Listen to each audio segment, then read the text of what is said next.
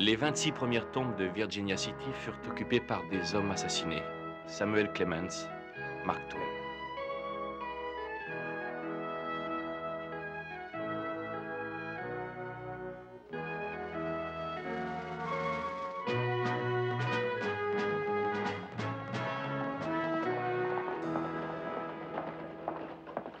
Ah, j'hésite, Ben. Je ne sais pas si cette idée de voyage est raisonnable. Soyez pas inquiet, Goodman. Vous m'avez emprunté de quoi acheter votre nouvelle presse, mais vous changez sans cesse d'avis. Une nouvelle presse ne sert pas à grand-chose si, quand je reviens, le journal n'est pas imprimé. Oh, mais vous ne serez parti que, quoi, moins d'une semaine? J'ai quelques inquiétudes à confier mon journal à un homme qui passe pour une tête brûlée et un exalté. Alors, je sais qu'il est jeune et trop sûr de lui, mais je crois que c'est tout à fait justifié. Il écrit beaucoup mieux que la plupart des gens que j'ai pu rencontrer. Il nous a fait de très bons papiers. Comme journaliste, je le connais pas, mais il raconte de belles histoires. Oui, bien sûr. Donc, Smiley gardait dans une boîte à claire-voie ce petit animal. Et de temps à autre, il l'emmenait en ville et il attendait les paris. Et voilà qu'un jour, un gars, c'était un étranger dans le camp, le voit avec cette petite boîte et lui dit « Eh, mais qu'est-ce que t'as donc mis dans cette boîte ?» Alors Smiley prend un air détaché et lui répond « Ben, c'est peut-être un perroquet, ou alors c'est peut-être un canari, possible, mais pas du tout. Ce n'est qu'un crapaud. » Bonjour, Sam. C'est Cartwright, Jimmy. Bonjour. Bonjour, ça Tout va? va bien. Content de te voir. Salut. Parlez-lui du crapaud. Ah oui, allez, dépêche-toi de filer. Fais attention, distribue ce paquet de journaux au bon salon. Hein. À tout à l'heure. D'accord. Jimmy, mon ami, j'espère que tu suis mes conseils à la lettre. Obéis toujours à ton père. Oh, Enfin, quand il est là. Sois toujours honnête, c'est le meilleur moyen pour qu'on te remarque. oh oui, j'essaierai. Bien, il faut que je vous montre quelque chose. Oui, quoi? C'est correct comme présentation? Samuel Clemens, rédacteur temporaire. Oui, c'est très correct. Je suis surpris malgré tout, Sam. Vous connaissant, je m'attendais à des caractères bien plus larges. Mais il faut croire que je suis un homme assez modeste. Oh, oui. Pas totalement, mais par endroits. C'est un événement qu'on va célébrer tout de suite. Je vous offre un verre? Oui, un petit, d'accord. Ouais. Je bois uniquement pour prévenir les rages de dents. J'en ai jamais eu, mais je ne veux prendre aucun risque. Eh, Campbell, Oui. tu voudrais pas faire un saut au dollar d'argent et nous rapporter une bouteille de whisky? Oh. Avec quoi je vais... Bon, je parie que M. Cartwright a des billets à te donner. D'accord, monsieur Campbell, tenez, ça doit suffire. Oui, je vous rapporterai la monnaie. Prends la meilleure marque de whisky. Ah, pour M. Cartwright. Oh, oui, bien sûr. Oui, bien sûr. Sam, je reconnais votre talent face à une bouteille. Maintenant, en tant que rédacteur en chef... Oh, je crois que je m'en sors bien, surtout si on considère que c'est ma première journée. Qu'est-ce que c'est? Comment voler avec l'aide du gouvernement? C'est encore une de vos histoires drôles, Sam. Il me semble urgent que quelqu'un dans cette ville se décide à s'interroger sur monsieur Henry Prentice, notre distingué représentant du gouvernement. Il est assez étrange de constater qu'en moins d'un an, on a vu 5 nouvelles tombes ajoutées au cimetière de notre communauté. Et qu'en même temps, certains amis de M. Prentice se sont retrouvés avec des concessions minières très rentables. Sam Henry Prentice fait partie des notables de la ville depuis 20 ans. Et vous soutenez qu'il est impliqué dans une affaire criminelle? Je trouve qu'impliqué est un mot complaisant, mais assez juste. Non, Sam, c'est sûrement faux. Vous devez faire erreur. Comment osez-vous imprimer un pareil article? Vous allez ruiner Goodman. Vous feriez bien d'avoir une preuve.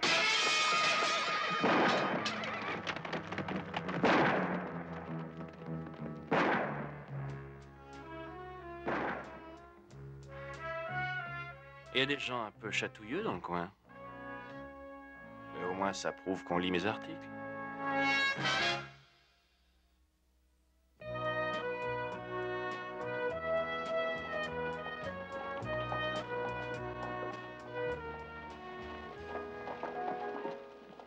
Salut, t'as vu la vitrine? Quelqu'un a lancé une pierre. Papa et Sam sont à l'intérieur.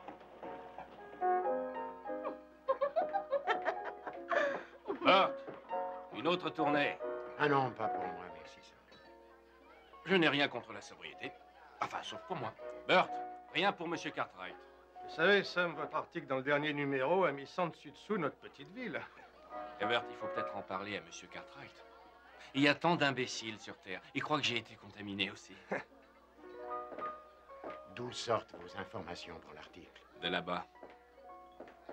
D'un homme qui se tenait accoudé au bar et qui voulait oublier ses malheurs. L'alcool rend parfois des services appréciables. On tire plus facilement des confidences d'un homme saoul que d'un homme qui ne boit rien. Qu'est-ce qui vous prouve que c'est vrai? Il vaut mieux avoir du flair quand on est journaliste, Monsieur Cartwright. Sinon, autant se mettre marchand de bestiaux au bûcheron. Et on m'a dit que c'était un homme à qui on pouvait se fier. Oui. Alors, qui est cet homme à qui on peut se fier? Quel que soit son nom, c'est ce qu'il m'a dit qui importe.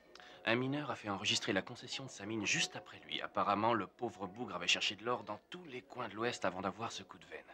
Et il était fou de joie. Il a écrit à sa femme pour qu'elle vienne avec les gamins. Il est allé voir M. Prentice pour que la concession soit déclarée officiellement. Depuis, plus personne ne l'a revue. Quelques jours plus tard, la concession de cette même mine était déclarée au nom de M. Jack McNabb. Jack McNabb? Celui qui est vendeur à l'épicerie? Enfin, quand il travaille. Plusieurs concessions ont changé de main, M. Cartwright. Billy Mulligan, Joe McGee, Hank Farmer, Jack Williams. Aucun de ces hommes ne reconnaîtrait de l'or même si on leur mettait une pépite sous le nez. Tous ces faits n'accusent pas Prentice. J'ai mené ma petite enquête. Diriez-vous que Henry Prentice est un panier percé? Non, il surveille ses dépenses. Il surveille. Ici, personne ne l'a jamais vu payer un verre à qui que ce soit. Il s'est offert une propriété énorme qu'il a payée rubis sur l'ongle. Oui, j'admets que j'ai été assez étonné. Mais quoi qu'il en soit, tant que vous n'avez pas de preuves solides, vous ne devriez rien imprimer. Il y a déjà 5 tombeaux reposent soi-disant des inconnus au cimetière. Une par concession. Combien m'en faudra-t-il pour réagir? Mais, Sam, n'oubliez pas vos responsabilités. Je me suis engagé avec Goodman. Monsieur Cartwright, je vous en remercie, mais je ne vous dis pas comment gérer Ponderosa. Parce que je confondrais une vache et son veau. Vous vous y connaissez en journalisme autant que moi en bétail. Sam Clements? J'ai vraiment eu aucun problème à deviner où vous étiez. Salut, Clem. Bonjour, shérif. C'est gentil de venir me voir. C'est pas à me déplacer. J'ai l'intention de déposer une plainte contre Henry Prentice, Jack McNabb et Hank Farmer. Pourquoi? Pour destruction de la vitrine de l'imprimerie du journal, avec intention de blesser. J'ai même envie de les poursuivre pour atteinte à la liberté de la presse. Ils n'ont rien à voir dans la destruction de la devanture de l'imprimerie du journal. Comment pouvez-vous en être certain? Parce que je viens de voir les coupables à l'instant. Prentice a des tas d'amis dans cette ville qui sont assez contrariés parce que vous avez écrit sur d'honorables citoyens. Oh, honorable, oui. J'utilise des mots, eux, des pierres. J'ai une assignation pour vous. Prentice vous poursuit pour diffamation.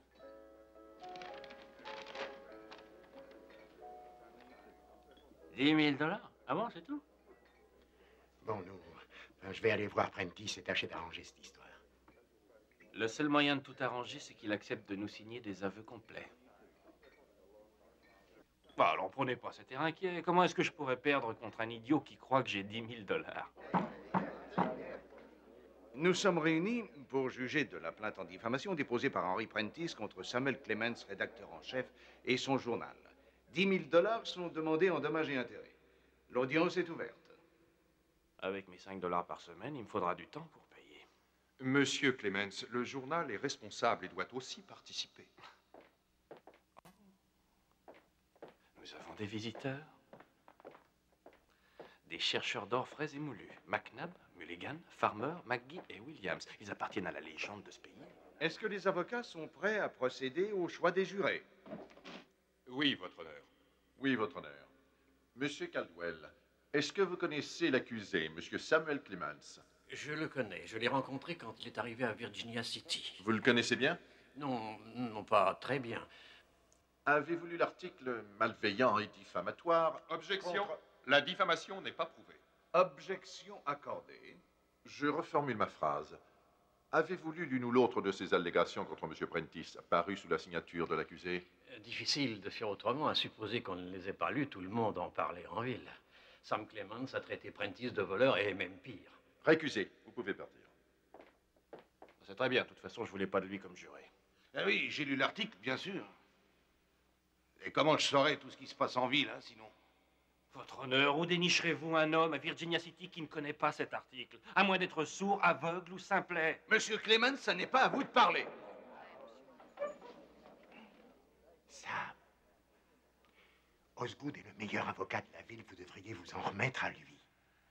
Oui, mais il m'inquiète un peu. Il est différent de ses confrères. Oui, ce monsieur ne me dit rien qui vaille. Votre honneur, voudriez-vous informer l'accusé qu'il est de coutume de sélectionner des jurés qui n'ont pas de connaissances antérieures de l'affaire jugée? Votre honneur, la loi dit que j'ai le droit d'être jugé par mes pairs.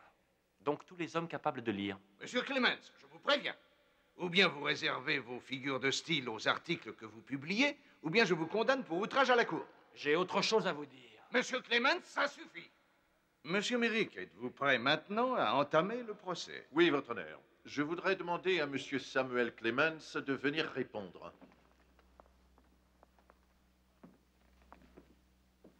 Dommage qu'on m'accuse pas de meurtre.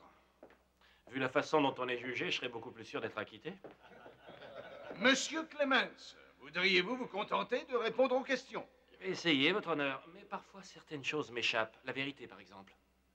Votre honneur, je voulais tout d'abord vous soumettre ainsi qu'au jury, comme pièce à conviction, le numéro du 6 mars. En première page figure l'article écrit par monsieur Clemens. Mon client, le plaignant, y est scandaleusement accusé de fraude et de rien moins que de 5 meurtres. Oui, et encore, votre honneur, il se peut très bien qu'il y en ait plus.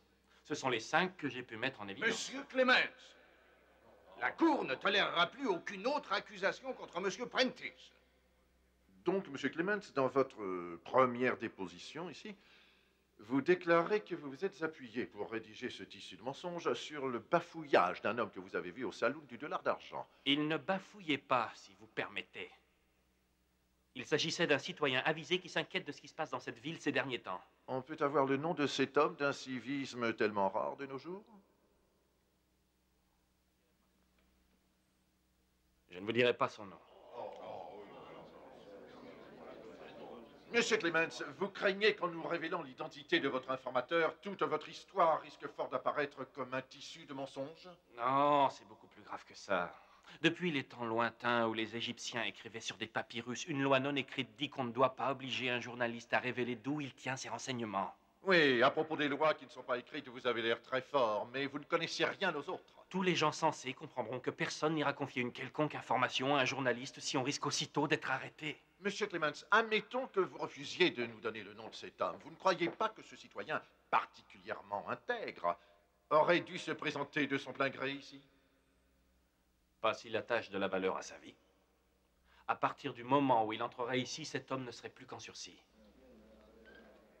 Monsieur Clemens, j'en conclus que toute votre défense est basée sur les racontards d'un informateur dont vous refusez de donner le nom, si tant est qu'il ait une existence.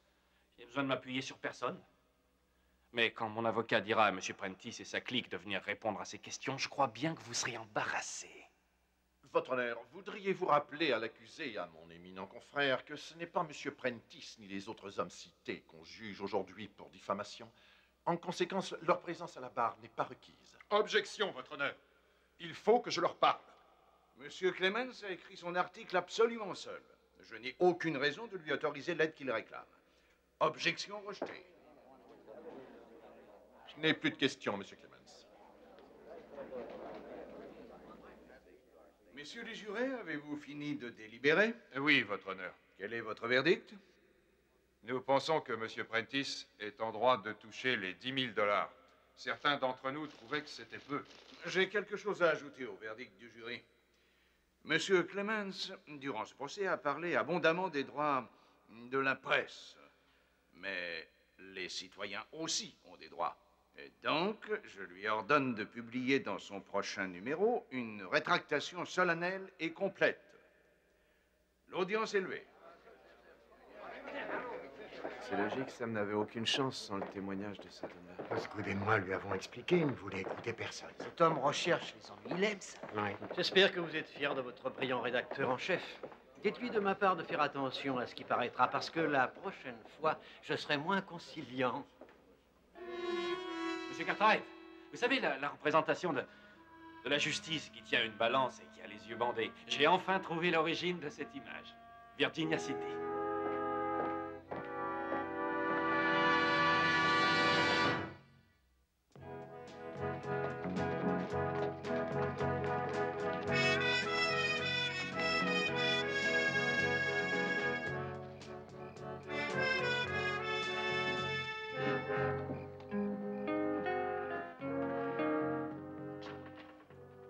Bienvenue. Je vous offre un verre pour fêter la sagesse du jury. Non, merci. Bon, très bien. Je le garde pour un homme qui apprécie le bon whisky. Je suppose que vous avez contacté M. Goodman. Je crois qu'il a le droit de savoir, je lui ai télégraphié. J'espère que vous vous êtes excusé pour votre choix étrange de rédacteur en chef. J'espère que vous lui avez expliqué que la bonne graine a mal tourné malgré vos soins les plus attentifs. Non, j'ai expliqué que Osgood avait fait appel tout de suite. Et s'il perd, ce sera à moi de payer Apprentice ses 10 000 $. A-t-on déjà admiré tant de magnanimité dans un être humain? Somme, l'alcool vous fait dire des sottises. Si seulement vous aviez raison. Ce que vous entendez, c'est de l'indignation. Corsé d'un petit peu d'alcool. Je pensais qu'il valait mieux que je passe pour voir cette rétractation que vous devez publier. Oh oui, elle est là. Elle vient de sortir de mon esprit fécond. Mon vœu le plus cher, c'est que vous l'approuviez. Je la considère comme un modèle du genre. Voilà, le rédacteur en chef du journal présente publiquement ses excuses pour avoir porté atteinte à la réputation du fonctionnaire bien-aimé Henry Prentice et des membres appréciés de la communauté tels que Jack McNabb, Hank Farmer... Sam, vous y allez un peu trop fort. Si je suis forcé de lécher les bottes de ces gens-là, autant ne pas faire les choses à moitié. Sam, soyons sérieux, le but n'est pas de se moquer d'eux. Ah non, arrêtez, Monsieur Cartwright. Vous possédez peut-être un gros ranch, mais vous ne corrigerez pas Sam Clemens.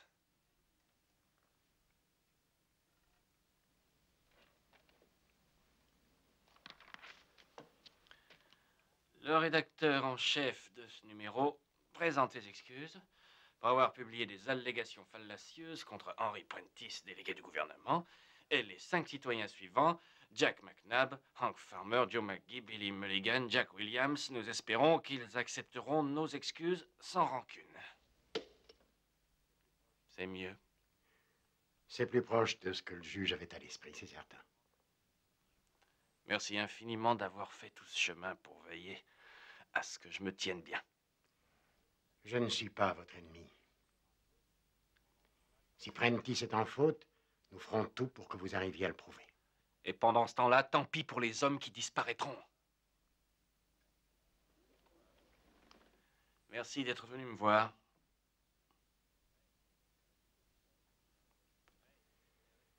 À demain. Oui, et restez quand même vigilants.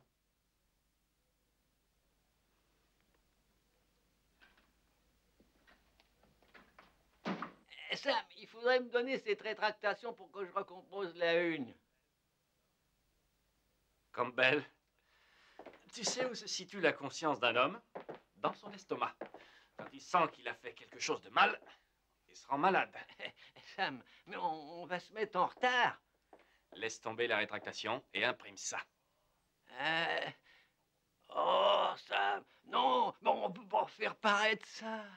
Campbell, tu le fais paraître. Sinon, c'est moi qui le ferai. Attention, Sam, on se met dans un beau pétrin. Vous vous souvenez de la décision du juge? On s'en moque du juge.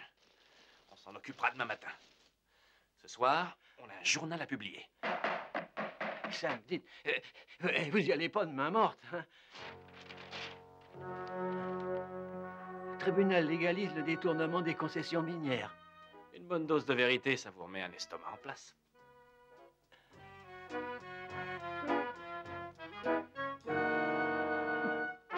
Fermé jusqu'à nouvel avis.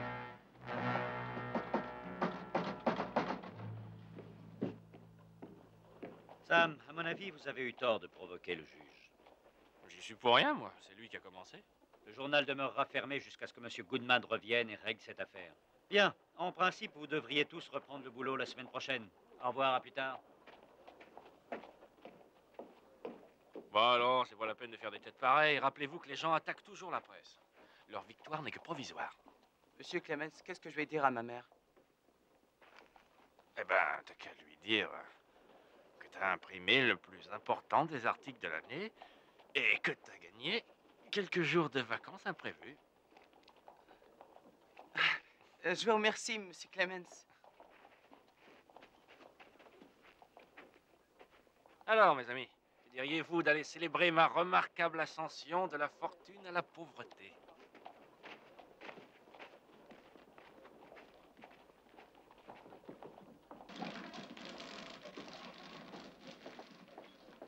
Salut, Bert. Salut, Sam. Paraît que vous avez des problèmes, qu'on a arrêté le journal. Oh non. Non, il est juste en veilleuse pour un temps. Tournée générale. Vous pouvez la mettre sur mon ardoise, Bert. Sam, je suis désolé, je ne peux plus vous faire crédit tant que vous chômez. Mais je peux vous accorder une ristourne de 5% si vous me payez. Oh, Bert, oh, votre refus me déçoit. Aucun homme ne connaît mieux la souffrance humaine que celui qui tient un bar. Si vous ne voulez pas déshonorer votre profession... Bert, mettez-la sur la note. Ça me fait plaisir d'offrir à M. Clemens son dernier verre. Je vous en prie.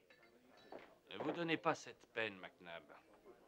Ah, je vous jure que c'est de bon cœur, M. Clemens. Ouais. Je sais que c'est pas très malin de chercher des noises à un célèbre chroniqueur. Mais enfin, je serais bête de me faire du mauvais sang pour ça. C'est vrai, M. Clemens. Vous n'avez plus de travail. À votre santé. Allez, debout.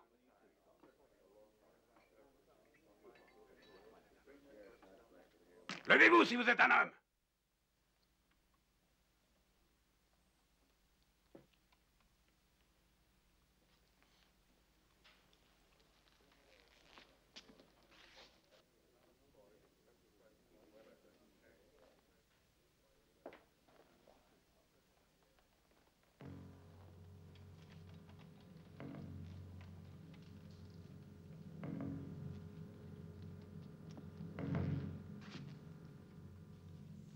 Tenez.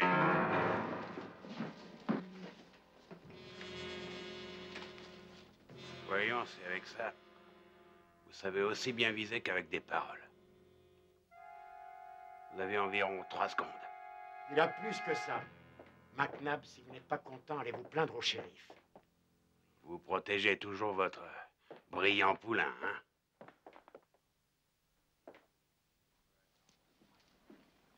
On peut attendre. Ouais. Papa ne sera pas toujours dans le coin pour venir à la rescousse. Allez, venez.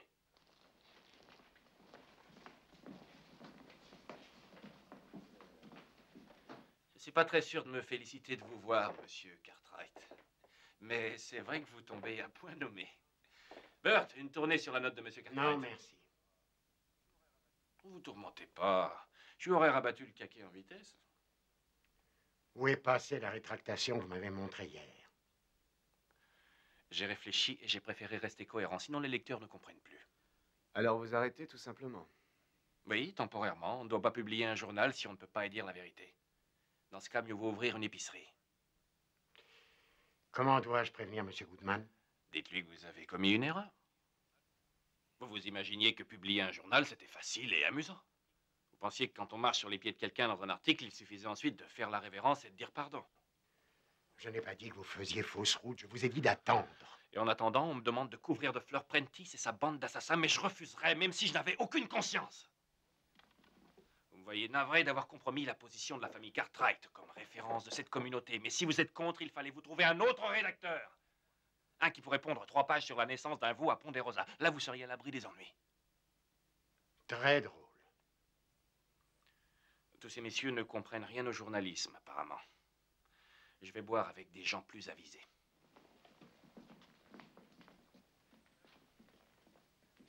Hé, Sam, qu'est-ce que je vais faire de ça? Vous les gardez pour des jours meilleurs.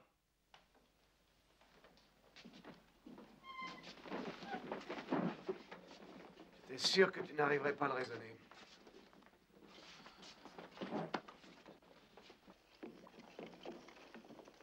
On pourrait acheter beaucoup de bêtes avec une somme pareille. Je voudrais que vous suiviez Sam, surveillez-le. Et pourquoi faire? On va passer d'un saloon à l'autre. McNabb n'est pas loin. Il attend le prétexte pour l'attaquer. Évitez que ça ne dégénère. Où est-ce que tu vas? Non, moi, je vous rejoins. Bert, un whisky, s'il vous plaît. Un verre pour vous calmer après cet accrochage? Non, notez rien, juste une petite dispute amicale. Si vous appelez ça amical, je voudrais pas être là quand vous vous énervez pour de bon. Non, sans rire, c'était rien. Si je reviens, c'est pour payer la note de Sam. Sa note complète? Oh, monsieur Cartwright, ce vieux Sam, quand il s'y met, est un sacré bavard. Et plus il cause, plus il a soif.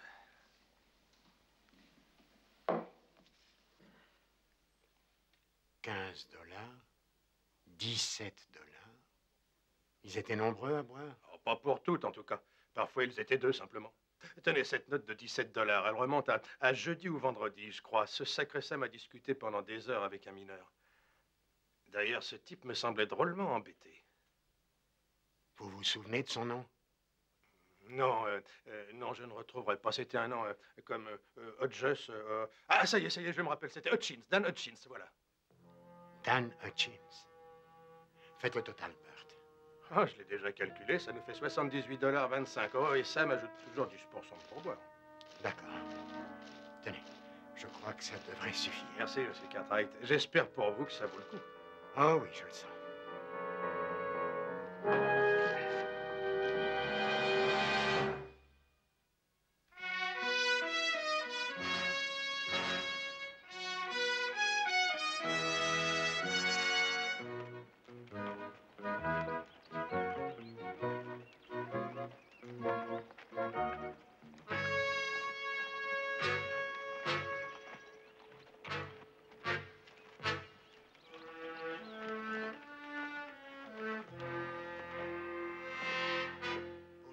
Pousse-toi.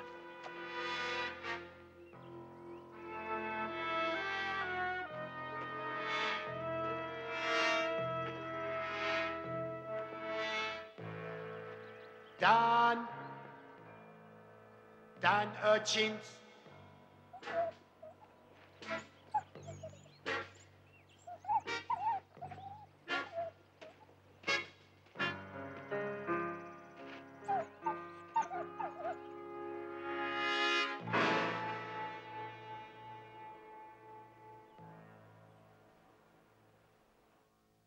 Ah, c'était un gars honnête. Il avait le cœur lourd de chagrin. Il était un peu perdu. Il était originaire de l'Arkansas.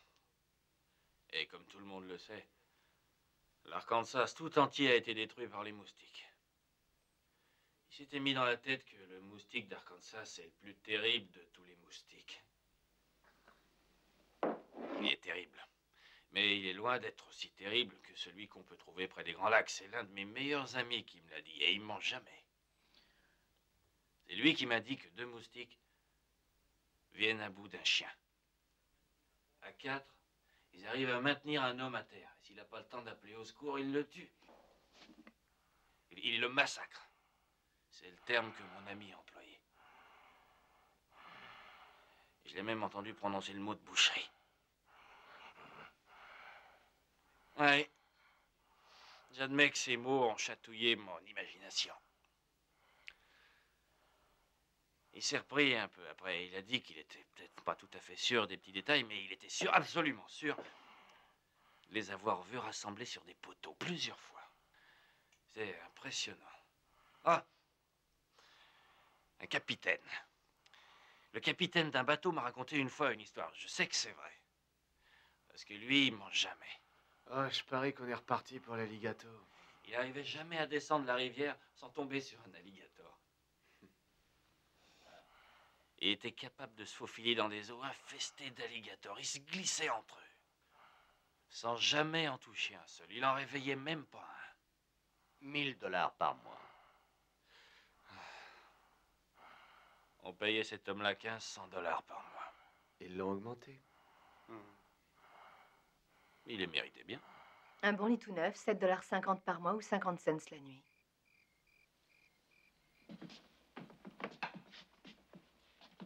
Allez, bonsoir. J'ai apprécié votre compagnie. Comme celle de 2 serpents à sonnette. En tant que citoyen américain, je me réserve le droit d'inviter qui je veux à partager ma nuit. Allons, vous devriez vous reposer. Faites pas attention à nous. Et on va rester encore un peu. Hein? J'ai pas besoin que vous me protégiez. Personne s'est approché de moi à part vous deux. Je fais ce que papa m'a dit.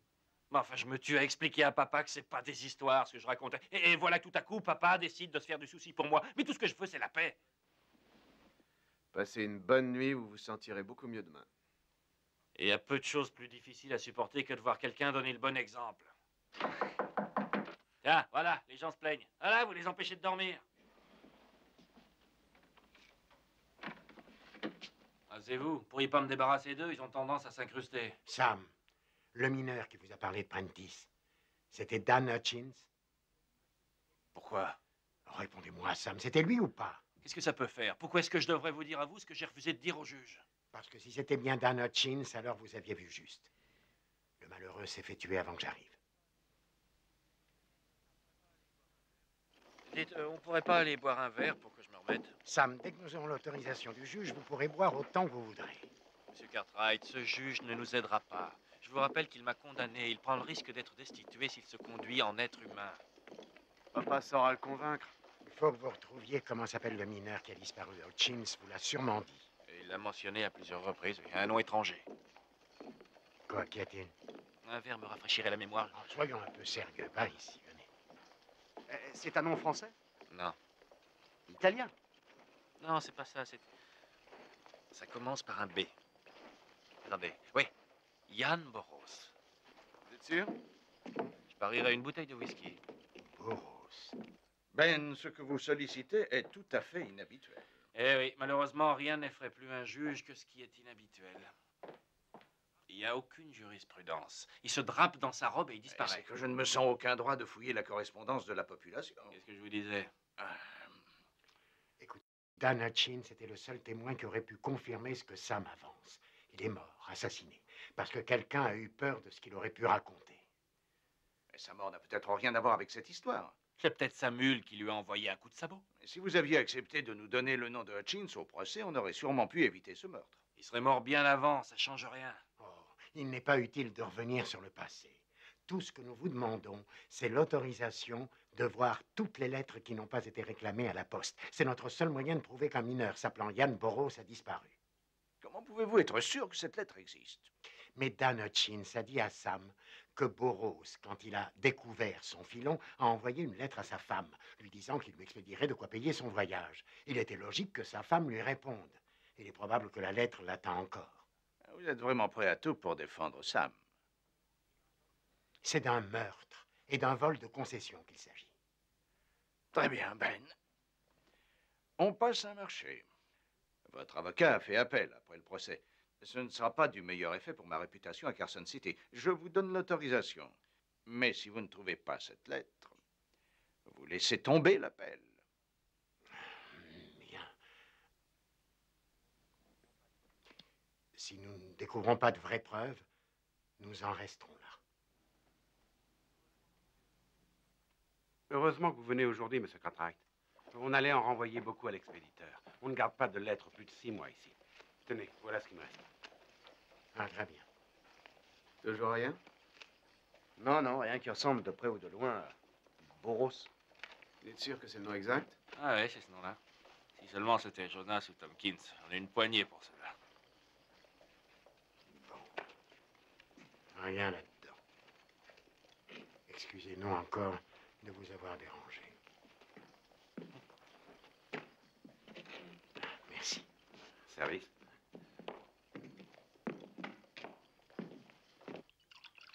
Bert, c'est moi qui offre la tournée. Je le mets sur votre note? Non, aujourd'hui je paie en liquide. J'en garde toujours un petit peu en cas d'extrême urgence. Une espèce de fonds de prévoyance. Je me demande si je ne suis pas en train de rêver tout éveillé. À vous, monsieur Cartwright. Tout le monde vous doit le respect. Santé. Pourquoi? Pour avoir trouvé un plan qui a échoué? Monsieur Cartwright, mon jugement sur vous était faux. Je savais que vous étiez quelqu'un de correct, que vous étiez honnête avec les employés de Ponderosa, que vous veillez sur ce qui se passe à Virginia City d'un œil assez paternel. Tout ce qu'il faut pour entretenir la magnifique réputation des Cartwright, mais vous valez beaucoup mieux. Vous plongez, quitte à vous salir si vous trouvez que ça vaut la peine. Vous savez bien tourner vos phrases. Je voulais que vous sachiez que je vous suis reconnaissant.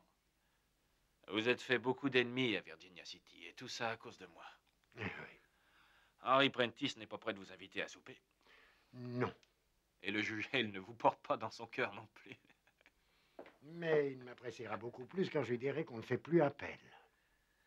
En prenant tous un verre et tâchons de trouver comment doubler ce vieux crétin. On n'y arrivera pas. Sam, nous sommes aussi bêtes l'un que l'autre. Quand vous avez du courrier à prendre, vous rendez-vous à la poste? Pas du tout, je viens ici, dans mon saloon préféré. Eh oui. Bert, Je peux voir ce paquet? Oh, il n'y a rien là-dedans pour Sam, monsieur Cartwright. Et puis, personne ne vous écrit au dollar d'argent. Oui, c'est juste, mais j'ai une autorisation du juge qui me permet de voir les lettres non réclamées de Yann Burroughs. Ah, laissez, je vous crois sur parole, monsieur Cartwright. Voyons. Non, en voilà une qui vient de Hollis, au Kansas.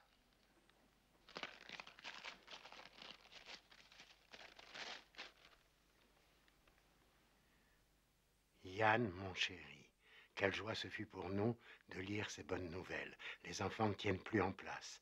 Ils racontent à tout le monde que leur père a trouvé la mine la plus riche de tout le Nevada.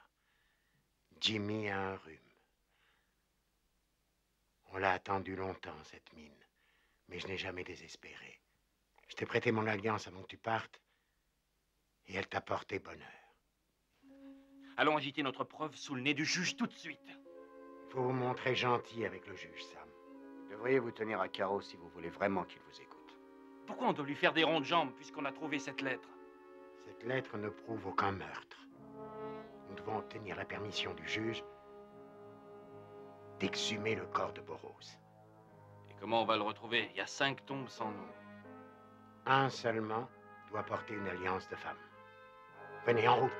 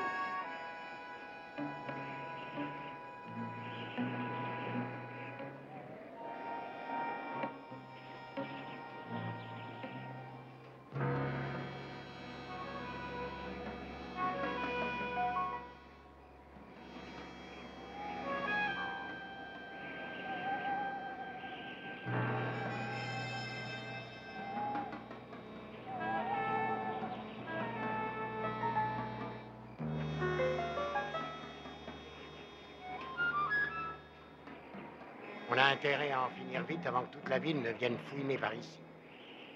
Ah ben, je demande pas mieux, moi. Par où on commence? Comme vous voulez, ça m'est égal. Eh bien, commencez par celle-ci. Il n'y a pas à avoir peur. Ben, je crois que nous perdons notre temps. S'il portait une alliance, ainsi qu'elle l'a dit, il lui aurait enlevé pour en tirer de l'argent. Oh.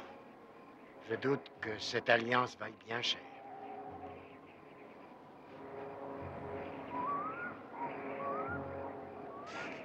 C'est un drôle de travail. Ça va? Oui, ça va.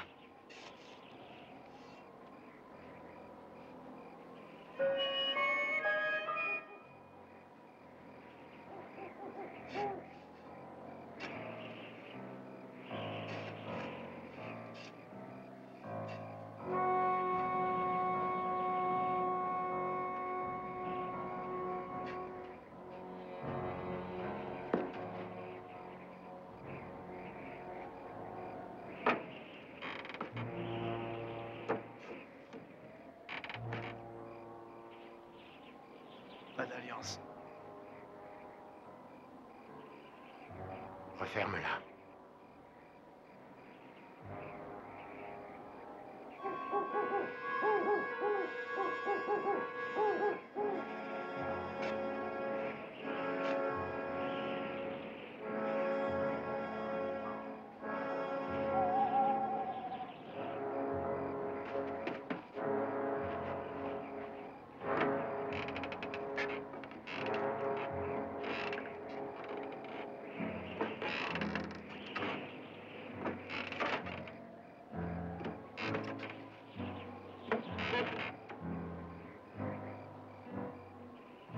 Toujours rien, pas d'alliance. Votre hypothèse peut être fausse. On n'a pas encore fini. Venez, il faut se dépêcher.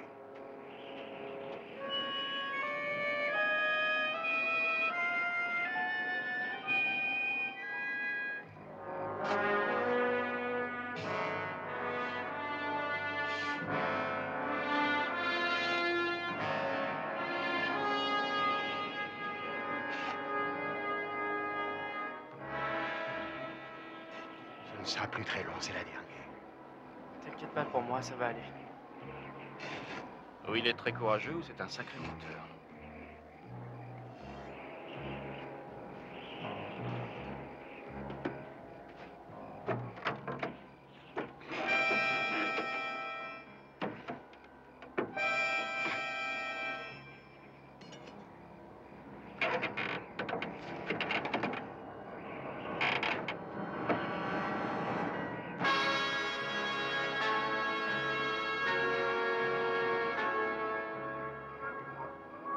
Ben voilà. On a ce qu'on voulait. Referme-la.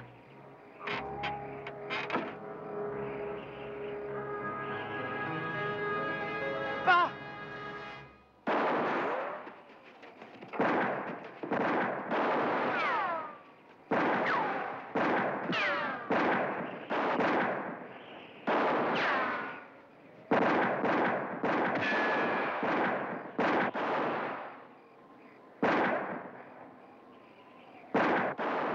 T'en veux un coup? Non, non, merci.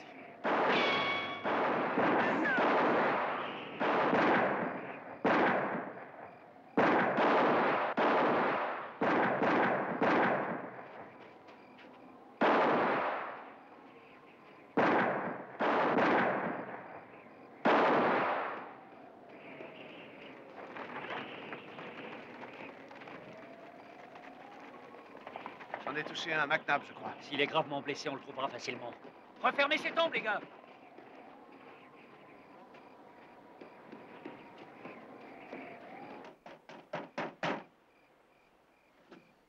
C'est anormal, il devrait y avoir quelqu'un.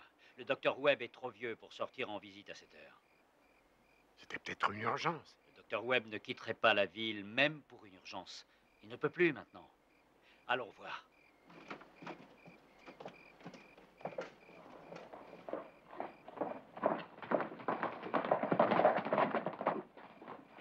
McNabb n'est pas chez le docteur Baldwin. Le docteur s'est fâché parce que je le réveillais. On a déposé Jamie à l'hôtel. Bien. On n'a que 2 médecins en ville. S'il n'est ni chez l'un, ni chez l'autre, ni là-haut. Je l'ai peut-être pas blessé si gravement.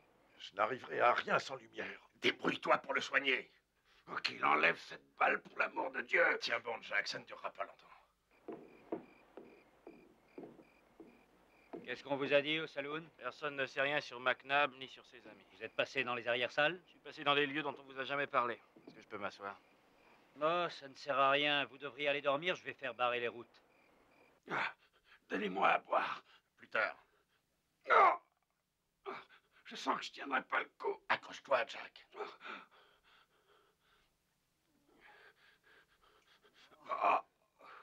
Et il y en a pour 1 minute, ils vont bientôt s'en aller.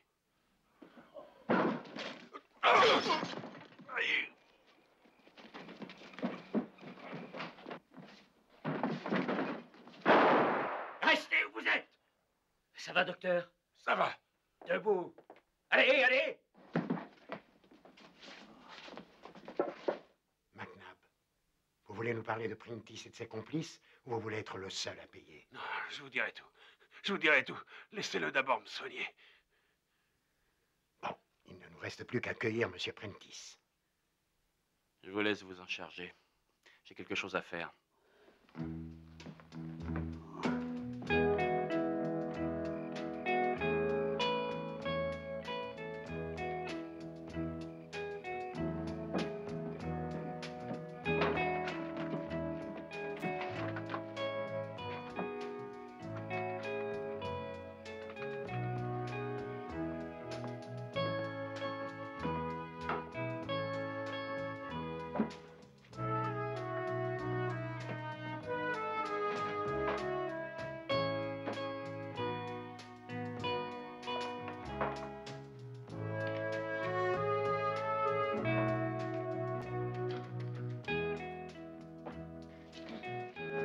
Vous pouvez retenir le prix de votre vitrine sur mon salaire, monsieur Goodman, s'il le faut. Sam, je crois que ça valait bien une vitrine. Vous ne voulez plus travailler avec moi? Vous savez, une fois qu'on a été général, on ne redevient pas simple soldat. Merci, monsieur Cartwright. Ravi de vous avoir rencontré. Même si j'ai fait un peu monter votre tension. Sam, qu'allez-vous faire? Je vais aller mettre mon nez dans les affaires de mes contemporains, comme d'habitude. Et je rédigerai des articles qui intéresseront peut-être des lecteurs. Un de ces jours. Et où sont vos bagages? Je vous aide. Je voyage toujours léger. Beaucoup de gens croient que je fume, alors qu'en fait, c'est ma valise. Ah, Jimmy, j'ai failli oublier, j'ai une histoire pour toi. J'ai pas le temps de te la raconter, mais tu pourras la lire. Merci, monsieur Clemens. Ah, le célèbre crapaud bondissant du comté de Calaveras. Vous trichez, cet article est signé Mark Twain. Un écrivain doit avoir des tas de noms pour être mieux protégé. En voiture, monsieur, dame. Allez, il faut que j'y aille, au revoir. Au revoir. Au revoir. En voiture, monsieur, dame. Et en voiture, s'il vous plaît. Ah. Au revoir. Au revoir.